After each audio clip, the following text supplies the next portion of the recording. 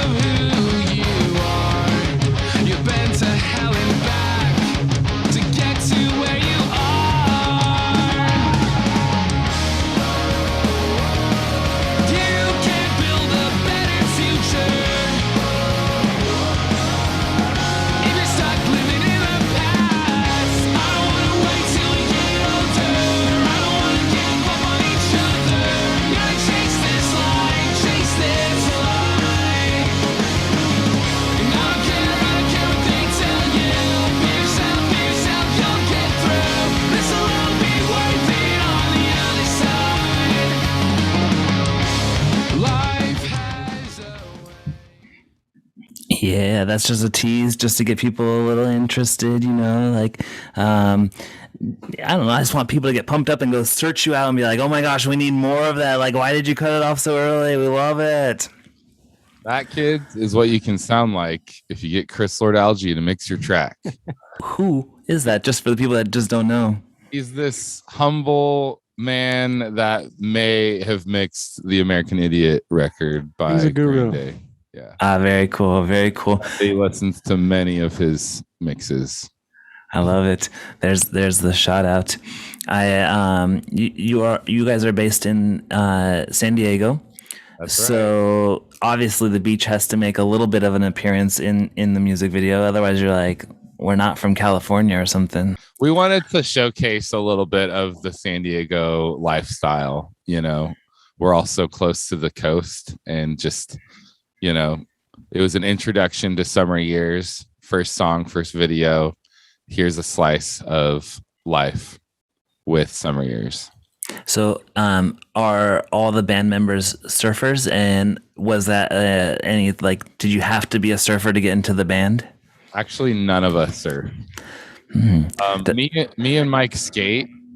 Isaac plays Frisbee golf. And music every day. Yes, that's no surfing. I mean, I love being in the ocean. I love swimming and body surfing and stuff. But to be a surfer takes very specific discipline, getting up early and getting in really cold water. And that's just not, I can't do it. I can't hang. When I moved to San Francisco from Portland, Oregon, and I was convinced that there's sharks there, man. Well, that's the thing, and I was convinced that just the nature of moving to California meant that I was going to become a surfer. And then I saw the weather in San Francisco, and I go, "This is not San Diego." And then I also heard all the stories about sharks, and I was like, "Yeah, I'm good. I'm good." Coldest water and sharkiest water in San Francisco. Surfers up there are gnarly. They're so gnarly. I've talked to a bunch of them. They're so wild. I saw that you guys have a show coming up, but since this podcast won't come out till after your show, and so well, we really just want to know. What venues you enjoy playing in San Diego, so that we know where to look in general. This show is at one of my absolute favorite venues. It's called the Casbah. And if you go on to their website, casbahsandiego.com, there's just a list of just an enormous list of artists that There's have a played legacy there. for sure. Yeah. And every time I'm there, Blink is my favorite band. And so they played there in, I think, 2000 or 2001. I think it's 2000. And I'm sure they've played there other times, but it's just like Blink. And then also Nirvana played there in, I think, 91 or 92. And every time I'm there, I'm just like, dude, Kurt Cobain was here. Like, you know what I mean? So there are a few venues that I've played where you kind of, feel the legacy of those who have played there before, but that one's like pretty intense for me. I'm just like, dude, imagine like seeing Nirvana here. My first experience in San Diego at a live show. I'm not originally from San Diego. I moved here about 5 years ago, and my first show was at Soma. And the first show that I ever played with this guy in San Diego was at Soma as well. So my first show was also at Soma. Attending, and that's a very spiritual building for me. Is there a venue in San Diego that you haven't yet played that is on the list? There's one. It's the Observatory North Park for sure. That would be cool. Love that venue. I would love to play there. Were there bands before this band? Yeah. There were a lot actually. I was in a band in high school and then kind of got out of the game for a little bit. Played like a couple gigs with bands here and there. Then I formed a band called Mainsail that our drummer was a part of. We played a show with our now bassist, Mike. He has his own band. It's a one-man band. It's called Rosedale. And he's just an insanely talented dude. He kind of started jamming with us, joined our band as well. And then Noah has had many projects throughout his musical lifespan. I can't even remember all the names of them because there's so many. Yeah, you have a solo project right now. I do. Yeah, and it's so not anything like Summer Years. Yeah. It's like all based out of. I wanted to show like my production here at. So this is my studio. I started a solo project called Sunset by Friday, which is like I don't sing on any of the songs. Pop music, like pop, kind of a like bubblegum pop EDM kind of stuff. It's really good. Very different, but yeah. So we're always doing something.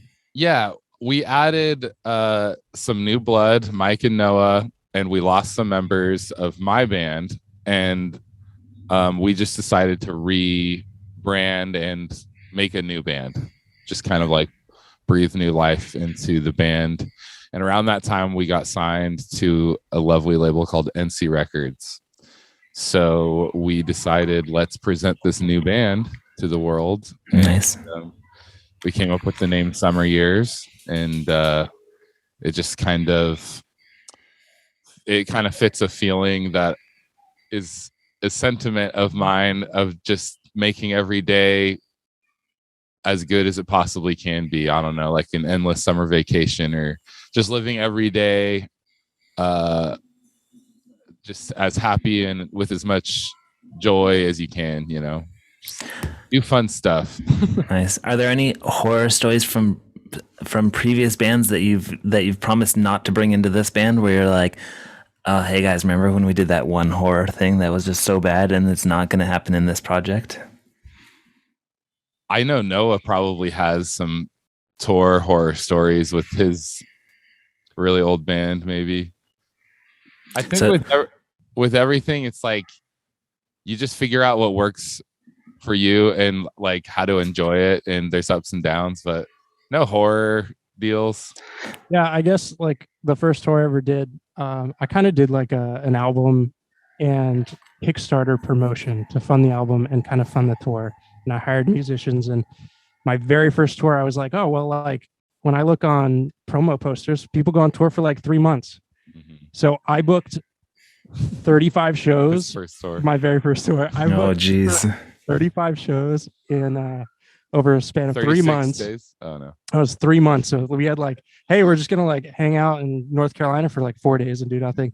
And I like wrote up contracts, and I told everybody I'd give them food allowances and oh my, split into like merch sales, and I think I actually, when I got home, I made $400, Oh, which I was very You're in surprised. the black. I was gonna say I was surprised as well. That's amazing. I'm gonna ask you Halfway through, I wasn't. I was definitely like losing money, and Yeah. I was like, "Oh my gosh, how am I gonna get home?" But yeah, I mean, I guess maybe, now that I'm in like a band where it's not like hired guns, I love that there's Did- like equal weight and responsibility, and everybody gets along, and like everybody is like we're all working towards the same thing. So I would have a hard. I mean, there's certainly professionals, but at the level where I was at the time, I wouldn't want to hire like musicians to do like a tour where you have no clue Yeah. what the numbers are going to be like. And you never slept in the van, and you never slept on any floors, and you always had everything taken care of, and you had a writer for every single show where you made sure that like everything was in the green room waiting for you. We make it seem that way on purpose. You know what I'm saying? We put up a facade. Yeah. But Once you hit the stage. yeah. No, but you know what? Our couple tours that we've done together, we sleep on floors. But we've been so lucky to get through like the whole tour with only having to pay for like 1 or 2 motels. Nice. We just have been very blessed with people giving us their floors. I was gonna say, who's in charge of standing at the merch table and being like, "So you guys have a floor? So you guys have a floor? Hey, do you have a floor?" I tried that and it I think never worked. I mean, you also usually like if we're at like 3/4 of the way through the set and we definitely still don't know where we're staying, it's like part of the show. Because you want to go, I've done it from the mic. it into the I've done microphone. Yeah. Yeah. Nice. The when with this band that you have now, not any of your previous bands that don't have any horror stories, like CDs in the closet or underneath the bed, what is the goal? What are you trying? What would be something that would signify current success? What I want to accomplish with this band is introduce people who don't even know what punk or pop punk is and get them into it. What is pop punk? Absolutely. There are people who have heard Blink-182 and Newfound Glory, Sum 41, Green Day, whatever, and they don't think much of it. They don't really know what it is. They've just heard it on the radio. But all of punk is such a sacred like movement and art form to me. All of it, punk, skate punk, even some of the political stuff. I'm not like a super political guy, but it's just the ethos of it and the way that it gives you a soundtrack to cope with life. That's what it did for me when I was like 12, and getting into music. And so I think the beauty of pop punk is that it can tackle difficult life subjects and be a happy go lucky like breath of catharsis. We definitely showcase kind of our like San Diego lifestyle of like, we like to feel good and have fun and be happy. That's very San Diego. So we have your next video, The Picture You Paint. How would you set up this song? The song will be the opening track to our upcoming EP entitled Big reveal. You Can't Live There Forever. This song is very upbeat and fun, and of late we've been opening our shows with it as well. Very cool. We'll enjoy this together.